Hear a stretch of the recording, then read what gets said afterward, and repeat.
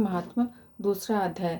राजा के ऐसे वचन सुनकर तपस्वी कहने लगा, हे राजन, भगवान सूर्य बहुत शीघ्र उदय होने वाले हैं, इसलिए यह समय कथा का नहीं है, स्नान का है। आप स्नान करके अपने घर जाकर गुरु वशिष्ठ जी से इस महात्मा को सुनना। इतना कहकर तपस्वी स्नान करने के लिए चले गए और राजा भी स्नान करके अपने राज्य को लौटा और निवास में जाकर तपस्वी की सारी कहानी अपनी रानी को सुनाई। तब सूत जी कहने लगे, महाराज, राजा ने अपने गुरु वशिष्ठ से क्या प्रश्न किया और उन्होंने क्या उत्तर दिया, सो मुझे बताओ। व्यास जी कहने लगे, हे सूत जी, राजा दिलीप ने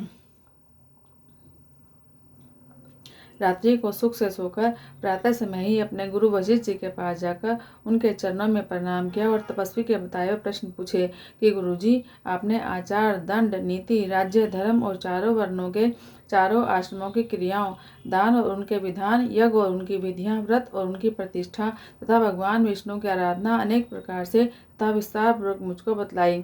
अब मैं आपसे माघ मास के स्नान का महात्म्य सुनना चाहता हूँ। गुरु वशिष्ठ जी कहने लगे, हे राजा, तुमने दोनों लोगों के कल्याणकारी, वनवासी और गृहस्थियों के अंतःकरण को पवित्र करने वाले माघ मास के स्नान का बहुत सुंदर प्रश्न पूछा है। मकर राशि में सूर्य के आने पर माघ मास में स्नान का फल गो, भूमि, तिल, वस्त्र, अन्न, स्वर्ण, घोड़ा आदि दानों तथा चांद्रायन और ब्रह्म कोर्च व्रत आदि से भी अधिक होता है। वैशाख और कार्तिक में जप, दान, तप और यज्ञ बहुत फल देने वाले हैं। माघ मास में इसका फल भी बहुत अच्छा होता है। माघ में स्नान करने वाला पुरुष राजा और मुक्ति के मार्ग को जानने वाला होता है। दिव्य दृष्टि वाले महात्माओं ने कहा है कि जो मनुष्य माघ मास में सकाम या भगवान के निमित्त नियम पूर्वक माघ मास में स्नान करता है, वह अनंत फल वाला होता है। उसको शरीर की शुद्धि, प्रीति, ऐश्वर्य और चारों प्रकार के फलों की प्राप्ति होती है। अदिति ने 12 वर्ष तक मकर संक्रांति में अन्न त्याग कर स्नान किया। इससे तीनों लोगों को उज्जवल करने वाले 12 पुत्र उत्पन्न हुए। माघ में स्नान करने से ही रोहिणी, सुबघा, अरुंधति दानशीलता हुई और इंद्राणी के समान रूपवती होकर प्रसिद्ध हुई। जो माघ मास में स्नान करते हैं तथा देवताओं के पूजन में तत्पर रहते हैं, उनको सुंदर स्थान, हाथी और घोड़ों की सवारी तथा दान को द्रव्य प्राप्त होता है। अतिथियों से उनका घर भरा रहता है। उनके घर में सदा वेद ध्वनि होती रहती है। वह मनुष्य धन्य है जो माघ मास में स्नान करते हैं, दान देते हैं और व्रत और नियमों का पालन करते हैं। और दूसरों के पुण्यों के क्षीण होने से मनुष्य स्वर्ग से वापस आ जाता है, परंतु जो मनुष्य माघ मास में स्नान करता है वह कभी स्वर्ग से वापस नहीं आता। इससे बढ़कर कोई नियम, तप, दान, पवित्र और पाप नाशक नहीं है। भृगु जी ने मणि पर्वत पर विद्याधरों को यह सुनाया था। तब राजा ने कहा कि ब्राह्मण भृगु ऋषि ने कब मणि पर्वत पर विद्याधरों को उपदेश दिया था, मुझे बताओ। तब ऋषि कहने लगे कि हे राजन, एक समय 12 वर्ष तक वर्षा न होने के कारण, सब प्रजाशील होने के कारण संसार में बड़ी उद्विग्नता फैल गई। हिमाचल और विंध्याचल पर्वत के मध्य का देश निर्जन होने के कारण श्राद्ध, तप और स्वाध्याय कब छूट गए।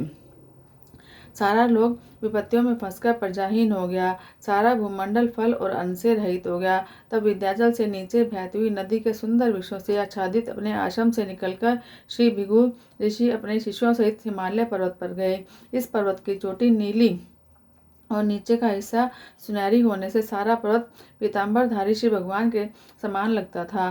पर्वत के बीच का भाग नीला और बीचों बीच में कहीं कहीं सफेद स्फटिक होने से तारों से युक्त आकाश जैसी शोभा को प्राप्त होता था। रात के समय यह पर्वत दीपकों की तरह चमकती हुई दिव्य औषधियों से पूरित किसी महल की शोभा को प्राप्त होता था। वह पर्वत शिखाओं पर बांसुरी बजाती और सुंदर गीत गाती हुई किन्नरियों तथा केले और के पत्तों की पताकाओं से अत्यंत शोभा को प्राप्त हो रहा था। यह पर्वत नीलम, पन्ना, पुखराज और इसकी चोटी से निकलती हुई रंग बिरंगी किरणों से इंद्रधनुष के समान प्रतीत होता था। स्वर्ण आदि सब धातुओं से तथा चमकते हुए रत्नों से चारों ओर फैली हुई अग्निज्वाला के समान शोभायमान था। इसकी कंदराओं में काम पीड़ित विद्याधरी अपने पतियों के साथ आकर रमण करती हैं और गुफाओं में ऐसे ऋषि मुनि जिन्होंने संसार के सब क्लेशों को जीत लिया है, रात दिन ब्रह्म का ध्यान करते हैं और कई एक हाथ में रुद्राक्ष की माला लिए हुए शिव की आराधना में लगे हुए हैं। पर्वत के नीचे भागों में जंगली हाथी अपने बच्चों के साथ खेल रहे हैं और कस्तूरी वाले रंग बिरंगे मृगों के झुंड इधर उधर भाग रहे हैं। यह पर्वत सदा राजहंस और मोरों से भरा रहता है, इसी कारण इसको हेमकुंड कहते हैं। यहाँ पर सदा ही देवता, गुहयक और अप्सरा निवास करते हैं। बोलो श्री सच्चिदानंद भगवान की जय।